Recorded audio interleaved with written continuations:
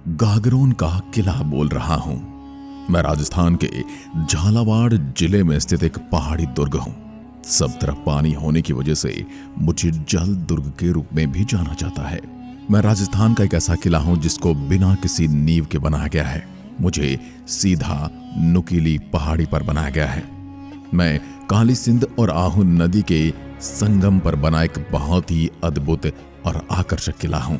मैं अपने अंदर कई वीर गाथाएं और दुख से भरे हुए क्षण समेट कर बैठा हूं। मैं एक और मेरे साहसी और गौरवमय इतिहास के लिए गौरवान्वित महसूस करता हूं, तो दूसरी ओर हजारों महिलाओं द्वारा अपनी लाज को बचाने के लिए की गई जौहर की ज्वाला की तपिश आज भी मुझे महसूस होती रहती है। मेरे यहाँ 14 युद्ध और 2 जौहर हुए। एक समय मेरे यहाँ 92 हिंदू मंदिर हुआ करते थे और आपको बता दूं 100 साल का पंचांग भी मेरे यहाँ ही लिखा गया था। मेरा इतिहास काफी रोचक और गौरवमयी रहा है। मेरे ऊपर परमार वंश से लेकर चौहान वंश का शासन रहा और उसके बाद मुगलों का भी शासन मुझ पर रहा। आज मैं मेरे स्वर्णिम इतिहास के कुछ रोचक किस्से आपके साथ साझा करूंगा। साथ ही मेरे यहाँ पर घटित हुए कुछ काले पल भी आपके साथ साझा करूंगा, जो आज भी मेरे सीने में एक खंजर की तरह चुभते रहते हैं। चारों तरफ जल होने की वजह से मुझे एक जल दुर्ग की श्रेणी में रखा गया है। 7वीं सदी में मेरा निर्माण आरंभ हुआ और 14वीं सदी में पूर्ण हुआ। मैं भी कुंभलगढ़ और चित्तौड़गढ़ की भांति एक अभेद्य दुर्ग रहा हूं। साथ ही मुझे विश्व धरोहर सूची में भी शामिल होने का सौभाग्य प्राप्त है। मैं हिंदू मुस्लिम एकता की अनूठी मिसाल हूं। यहाँ पर हिंदू देवी देवताओं के मंदिर भी हैं तथा एक सूफी संत मीठे शाह की दरगाह भी है, जहाँ रमजान के महीने में बड़ा मेला लगता है। 21 जून 2013 को 5 अन्य दुर्गों के साथ ही मुझको भी वर्ल्ड हेरिटेज लिस्ट में शामिल किया गया है। मैं झालावाड़ शहर से 13 किलोमीटर की दूरी पर स्थित हूँ। अब आपको मैं मेरे इतिहास से रूबरू करवाता हूँ। मैं दक्षिण पूर्वी राजस्थान में झालावाड़ से 4 किलोमीटर दूर अरावली पर्वतमाला की सुदृढ़ चट्टान पर काली सिंध और आहू नदियों के संगम पर स्थित हूँ। घने और दुर्गम जंगलों के बीच स्थित होने के कारण मैं चारों ओर एक खाई से घिरा हुआ नजर आता हूँ।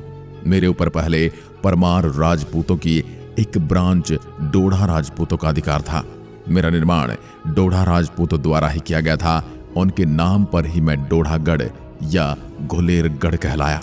12वीं शताब्दी में डोड़ महाराज बिजल देव के द्वारा मुझे बनाया गया था और तकरीबन 300 साल तक मुझ पर खींची ठाकुर राजाओं के द्वारा शासन चलाया गया। मेरे साथ 14 युद्ध और 2 जौहर जैसी कहानियां भी जुड़ी हैं। साथ ही मैं एक ऐसा किला हूं जिसके टोटल 3 परकोटे उपलब्ध हैं। आपको बता दें कि सामान्य तौर पर किसी भी किले में 2 ही परकोटे होते हैं, परंतु मुझ में 3 परकोटे हैं। बात उस समय की है जब मुझ पर बिजल देव डोड़ का शासन था और उसी समय चौहानों की एक ब्रांच खींची के राजा देवन सिंह खींची ने 12वीं शताब्दी के उत्तरार्ध में बिजल देव डोड़ को मारकर धूलरगढ़ पर अधिकार कर लिया। उसके बाद से मेरे ऊपर चौहान राजपूतों का अधिकार हो गया और उन्होंने ही मेरा नाम गागरोन रखा। मालवा, गुजरात, मेवाड़ और हाड़ौती का समीपवर्ती किला होने से मेरा बहुत अधिक सामरिक महत्व था। 1300 ईस्वी में खींची शासक जैत सिंह ने अलाउद्दीन खिलजी के मुझ पर किए गए आक्रमण को विफल कर दिया।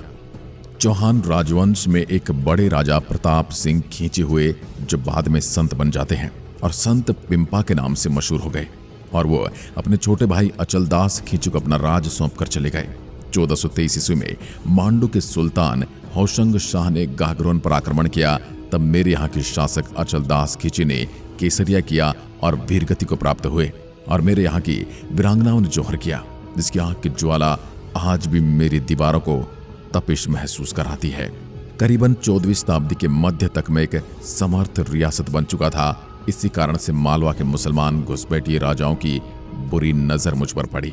होशंग शाह ने 1423 ईस्वी में 30,000 घुड़सवार, 84 हाथी व अनगिनत पैदल सेना, अनेक अमीर राव व राजाओं के साथ मुझे घेर लिया।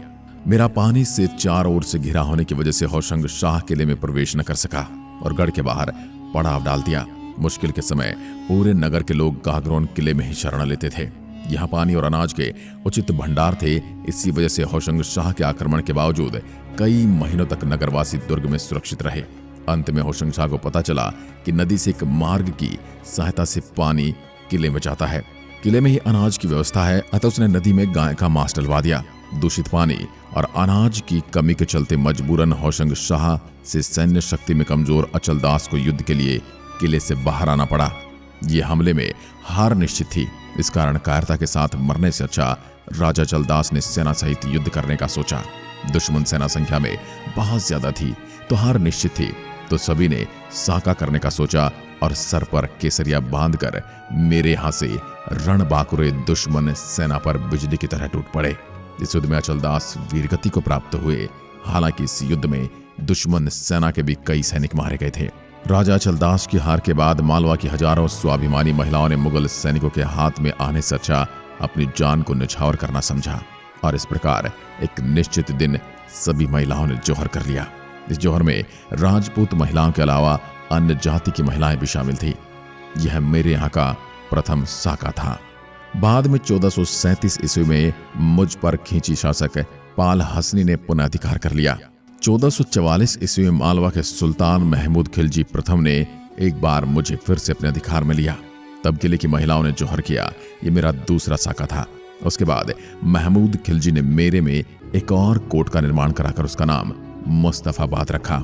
विशाल युद्ध में जब राजा अचलदास की हार हुई और होशंग शाह ने जीत हासिल की, तो उसके बाद भी उन्होंने राजा अचलदास की किसी भी स्मृति या फिर व्यक्तिगत निवास के साथ किसी भी प्रकार की छेड़छाड़ नहीं की। इसके पीछे वजह थी खींची की वीरता। मुस्लिम शासक अचलदास खींची की वीरता से इतने प्रभावित हुए थे कि उन्होंने सैकड़ों साल के लिए पर राज करने के बावजूद भी अचलदास के सोने वाले स्थान में से न तो उनकी पलंग को हटाया और न ही पलंग को नष्ट करने का प्रयास किया।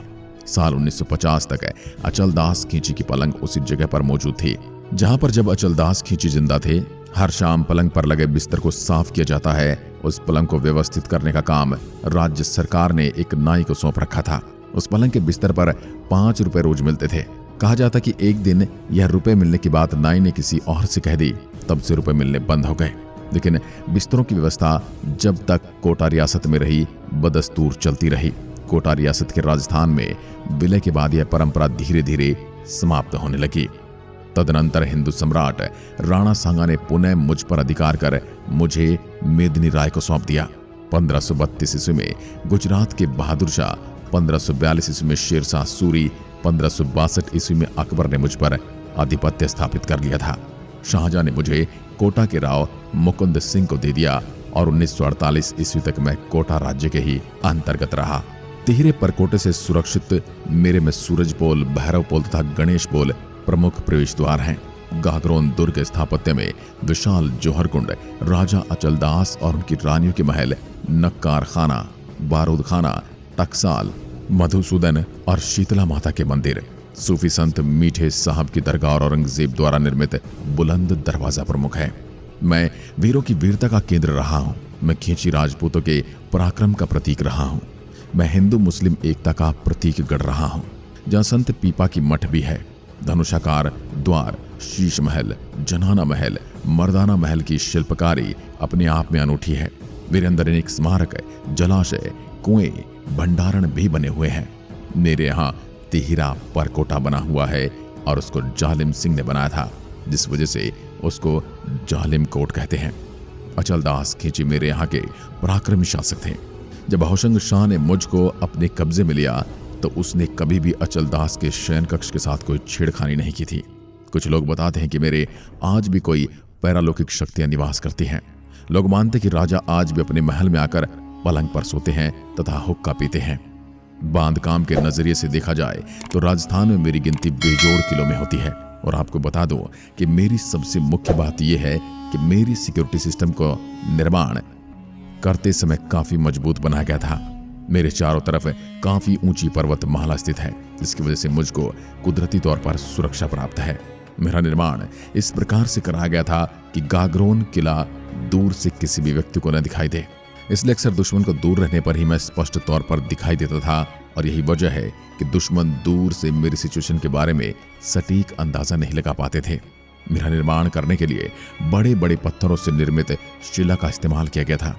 मेरे आसपास में लगातार पानी से भरी रहने वाली खाई भी उपलब्ध है और मेरे अंदर घुमावदार प्रवेश द्वार भी हैं, जिसकी वजह से मेरे सिक्योरिटी सिस्टम को तोड़ना किसी भी दुश्मन के लिए काफी कठिन काम था। प्राचीन काल में मेरे मुख्य प्रवेश द्वार पर लकड़ी का उठने वाला पुल भी उपलब्ध था।